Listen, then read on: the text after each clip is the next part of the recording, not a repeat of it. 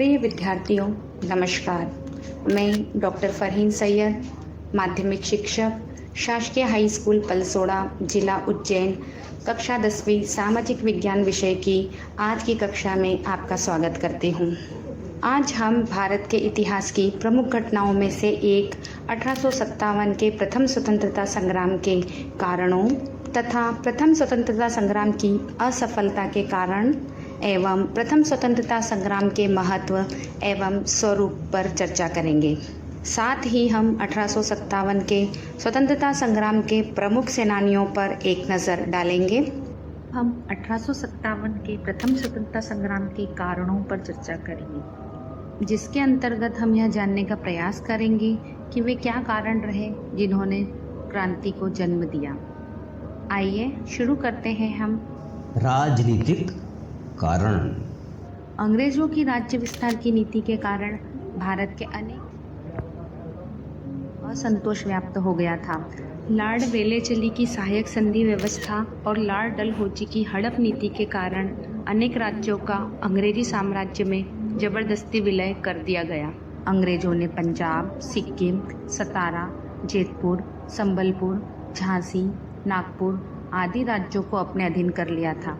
सरकार ने अवध, तंजौर, कर्नाटक के नवाबों की राजकीय उपाधियां समाप्त कर राजनीतिक अस्थिरता की स्थिति उत्पन्न कर दी। अंतिम मुगल सम्राट के प्रति अंग्रेजों का व्यवहार अनादरपूर्ण होता चला गया। इन परिस्थितियों में शासक परिवार में घबराहट फैल गई थी। अंग्रेजों ने जिन राज्यों पर कब्जा किया, वहाँ के सैनिक, कारीगर तथा अन्य व्यवसायों से जुड़े लोग भी प्रभावित हुए। अंग्रेजों ने अनेक सरदारों और जमींदारों से उनकी ज़मीन छीन ली। इसके कारण इन जमींदारियों में कार्यरत व्यक्ति बेरोजगार हो गए। भारतीय भाषा, संस्कृति एवं परंपराओं पर आघात। लॉर्ड मैकाले की शिक्षा नीति भारतीय शिक्षा पद्धति एवं संस्कृति पर आक्रमण था। वह पूर्वाग्रहों से प्रेरित था और देशी भाषाओं में शिक्षा दिए जाने का विरोधी था। मैकाले अंग्रेजों को सबसे उच्च नस्ल तथा अंग्रेजी भाषा को सर्वोत्तम मानता था और इसलिए उसने अंग्रेजी भाषा और पाश्चात्य ज्ञान विज्ञान के अध्ययन को प्रोत्साहित किया। परंतु इस समय मैकाले का उद्देश्य अंग्रेजी शिक्षा का ज्ञान देकर ब्रिटिश राज्य के हितों की रक्षा करना था और ऐसे व्यक्ति तैयार करना था जो अंग्रेजों को शासन में मदद कर सके। मैकाले प्रजाति अहंकार से परिपूर्ण था।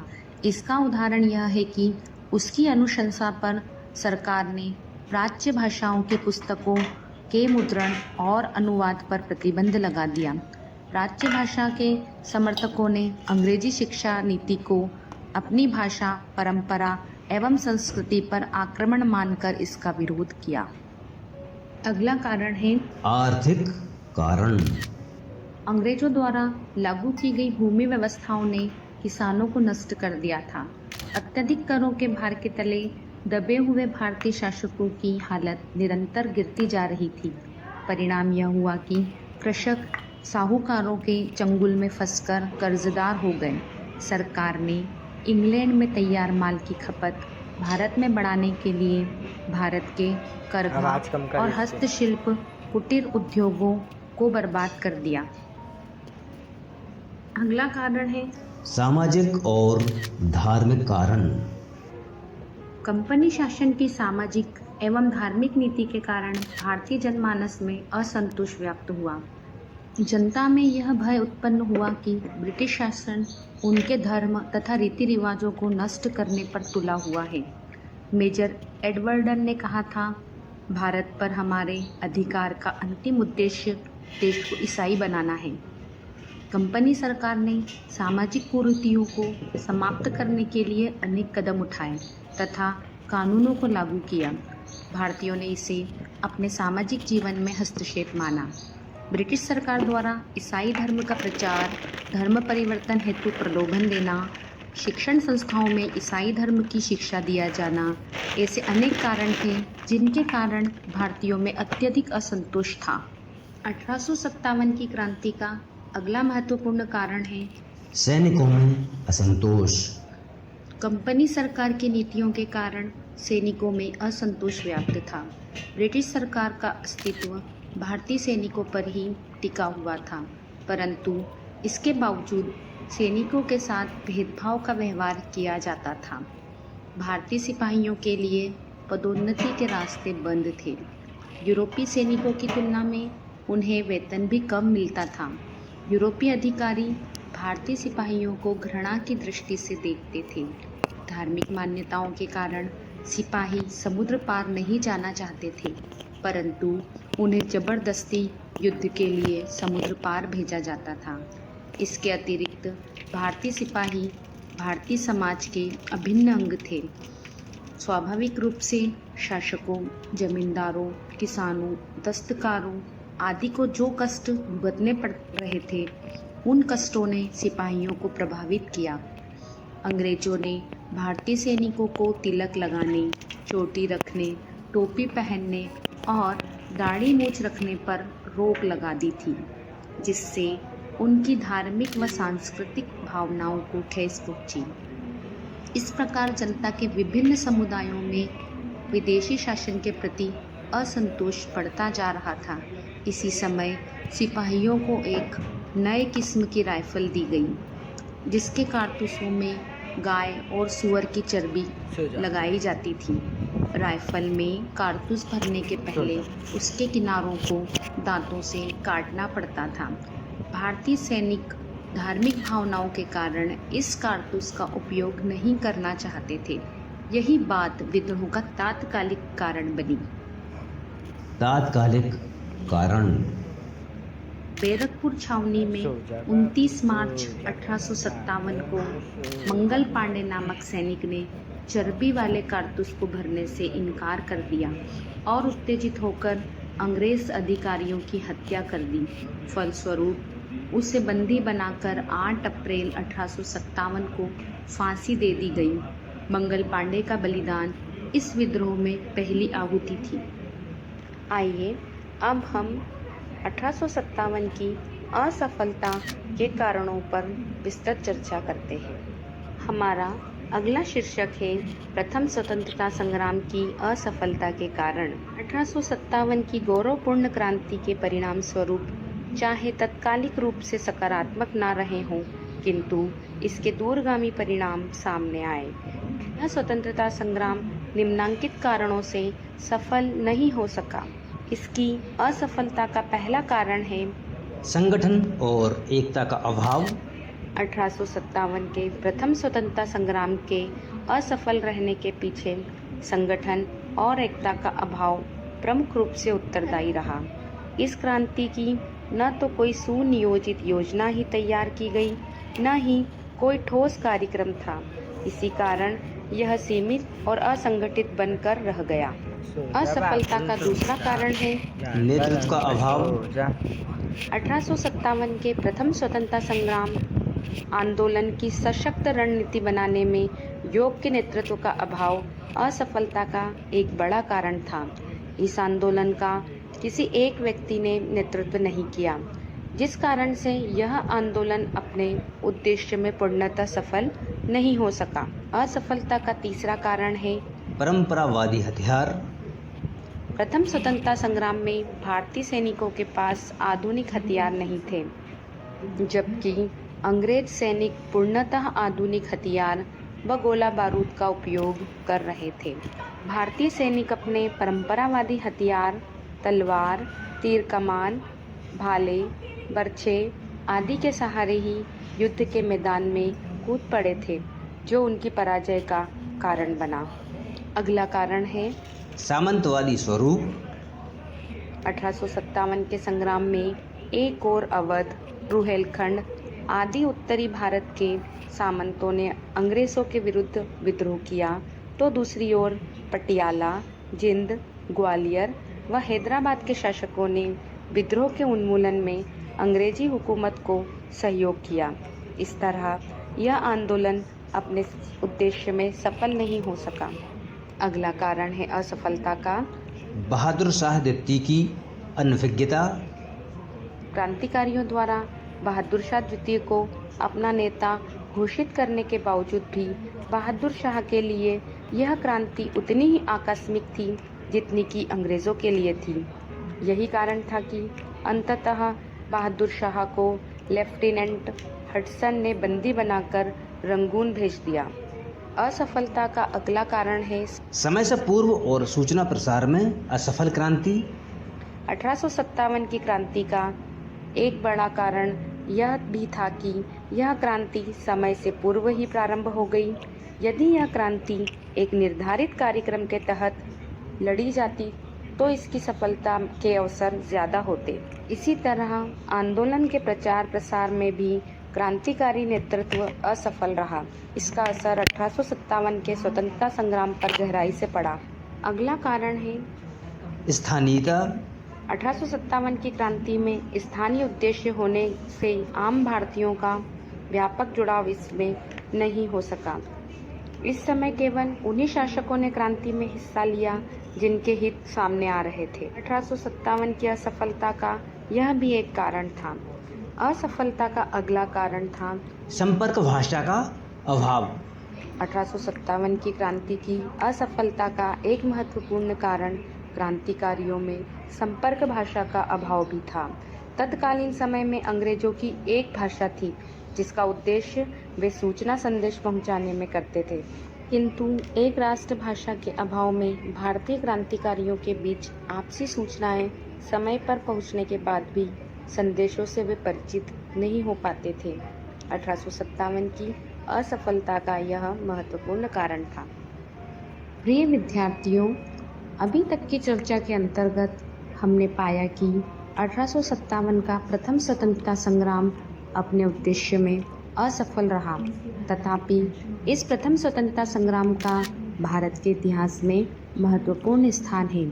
इसी संग्राम ने भारत की आज़ादी की पृष्ठभूमि तैयार करने में महत्वपूर्ण भूमिका निभाई।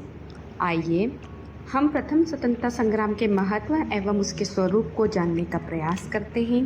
अब हमारा शीर्षक है प्रथम स्वतंत्रता संग्राम का महत्व एवं स्वरूप।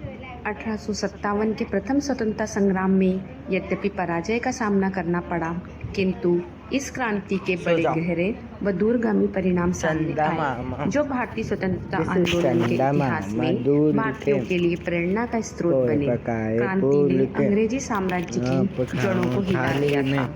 1857 ईस्वी का संग्राम ब्रिटिश राज के लिए एक बड़ी चुनौती था। इसे अंततः तत्कालीन गवर्नर जनरल लॉर्ड कैनिंग के द्वारा कुचल दिया गया, परंतु इस संग्राम से अंग्रेजों को गहरा झटका लगा। इस संग्राम ने अंग्रेजी साम्राज्य की जड़ों को हिलाकर रख दिया था। अतः ब्रिटिश सरकार ने भारत में अनेक प्रशासनिक परिवर्तन किए। इन परिवर्तनों के कारण भारतीय समाज, अर्थव्यवस्था और सरकार में जो परिवर्तन हुए, आइए अब हम उनके बारे में चर्चा करते हैं। पहला, ब्रिटिश संसद ने 1858 ईस्वी में एक अधिनियम पारित किया। इसके अनुसार भारत पर शासन करने का अधिकार ईस्ट इंडिया कंपनी से लेकर सीधे इंग्लैंड की सरकार ने अपने हाथ में ले लिया।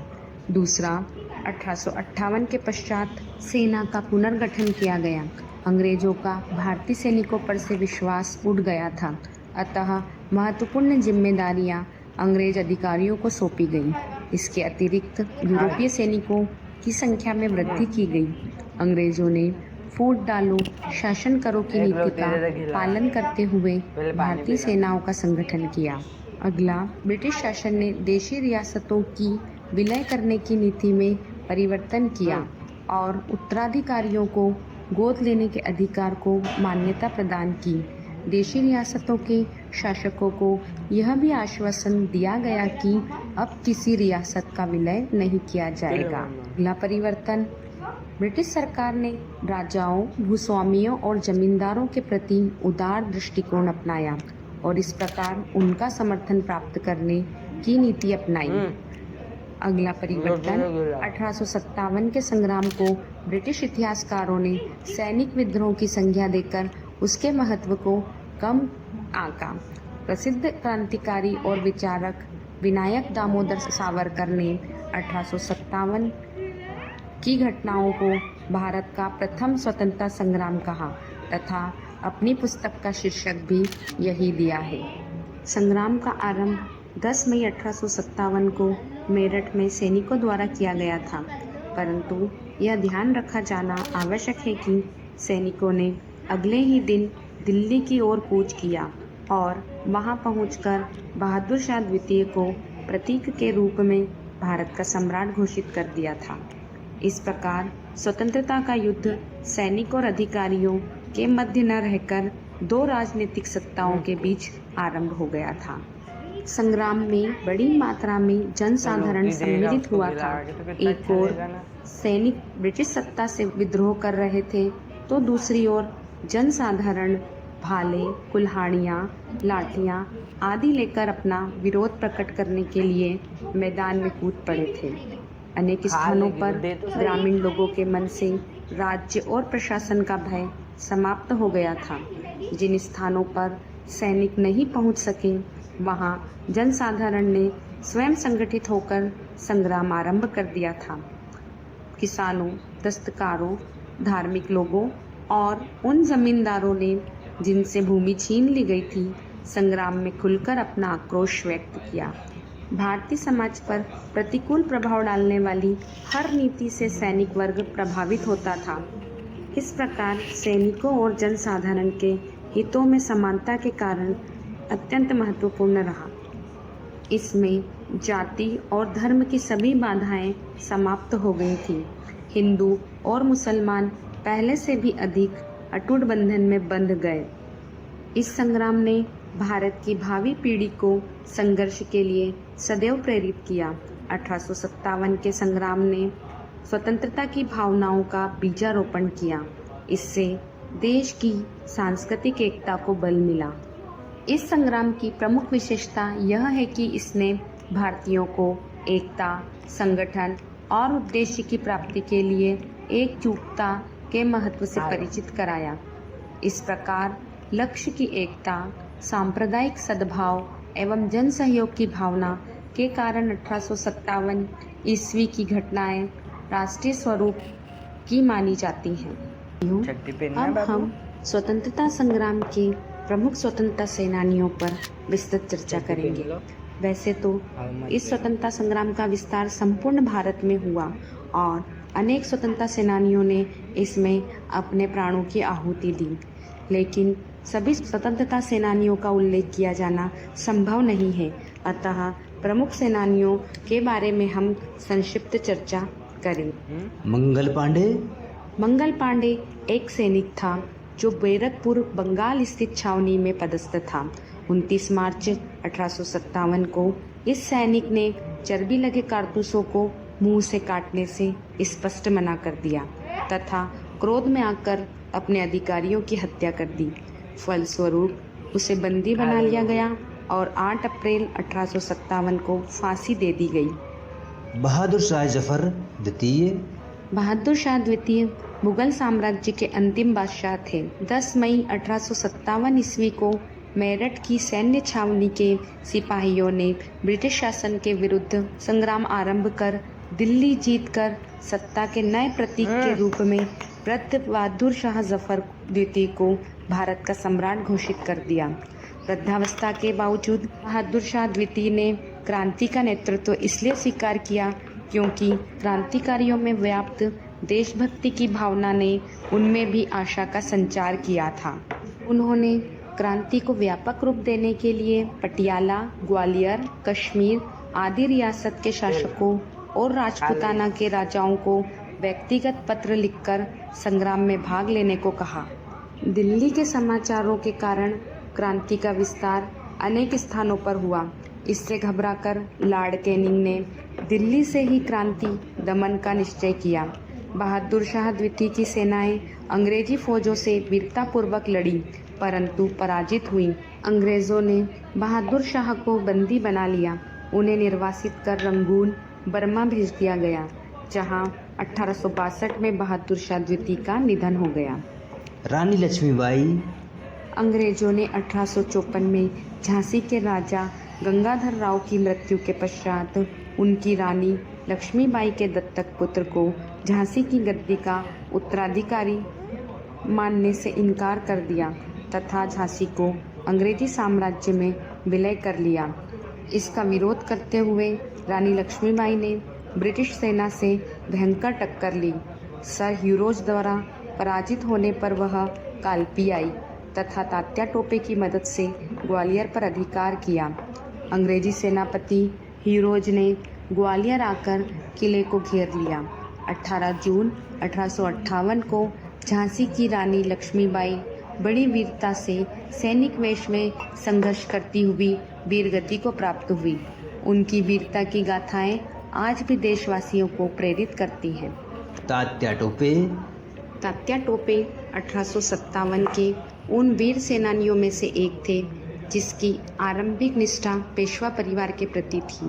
तात्या टोपे अपनी देशभक्ति, वीरता, व्यूहरचना, शत्रु को चकमा देने की कुशलता, साधनहीनता की स्थिति में युद्ध जारी रखने का साहस, निर्भीकता और गुरिल्ला पद्धति से युद्ध करने के लिए जाने जाते हैं। पेशवा नाना साहब की ओर से युद्ध का समस्त उत्तरदायित्व उनके स्वामी भक्त तात्या टोपे पर ही था। झांसी की रानी लक्ष्मीबाई के साथ ग्वालियर पर अधिकार करने में तात्या टोपे का बड़ा योगदान रहा। रानी लक्ष्मीबाई की मृत्यु के पश्चात तात्या टोपे ने निरंतर गुरिल्ला युद्ध के माध्यम से मध्य भारत और बुंदेलखंड में अंग्रेजों को कड़ी टक्कर दी। अंग्रेजों ने तात्या टोपे को बंदी बनाने के लिए कुटिलता और विश्वासघात की नीति का सहारा लिया। अंततः तात्या टोपे को आरोन जिला गुना के जंगल में विश्राम करते समय बंदी बनाया गया। अंग्रेजों ने 18 अप्रैल 1859 को तात्या टोपे को शिवपुरी में फांसी दी। नाना साहेब संग्राम के अन्य महत्वपूर्ण नेता थे। नाना साहब भूतपूर्व पेशवा बाजीराव द्वितीय के दत्तक पुत्र थे और बिठूर में निवास करते थे। पेशवा की मृत्यु के उपरांत लॉर्ड डलहौजी ने नाना साहब को पेंशन एवं उपाधि देने से वंचित कर दिया था। अतः नाना साहब ने अपने स्वामी भक्त सैनिकों की मदद से अंग्रेजों को कानपुर से निकाल दिया और स्वयं को पेशवा घोषित कर दिया। तात्या टोपे और अजीमुल्ला नाना साहब के स्वामी भक्त सेना नायक थे। बेगम हजरत महल अवध के नवाब की विधवा थी। संग्राम आरंभ होने पर 4 जून 1857 को अवध की बेगम ने संग्राम को प्रोत्साहन दिया और उसका संचालन किया। उसने अपने युवा पुत्र बिरजिस कादर को अवध का नवाब घोषित कर दिया तथा लखनऊ स्थित ब्रिटिश रेसिडेंसी पर आक्रमण किया। बेगम हजरत महल ने शाहजहांपुर में भी संग्राम का नेतृत्व किया। पराजित होने के पश्चात बेगम सुरक्षा की दृष्टि से नेपाल चली गई। 1857 के स्वतंत्रता संग्राम में भाग लेने वाले अन्य प्रमुख नेता थे कुंवर सिंह जगदीशपुर बिहार से, अहमदुल्ला फैजाबाद रुहेलखंड से, रंगा बापूजी गुप्ते सतारा से, सोनाजी पंडित हैदराबाद से, भीमराव मुंडरगी कर्नाटक से, नाना फडणवीस कोल्हापुर से, गुलाम गौस मद्रास से। बच्चों, आज की इस चर्चा के बाद आपको अभ्यास हेतु कुछ प्रश्नों को हल करना है जो कि परीक्षा की दृष्टि से अति महत्वपूर्ण है। ये प्रश्न इस प्रकार हैं। पहला, 1857 के स्वतंत्रता संग्राम के प्रमुख नेताओं के नाम बताइए। दूसरा, 1857 के स्वतंत्रता संग्राम का तात्कालिक कारण क्या था। तीसरा, 1857 के स्वतंत्रता संग्राम को प्रथम स्वतंत्रता संग्राम क्यों कहा जाता है। चौथा प्रश्न, 1857 की असफलता के कारण बताइए।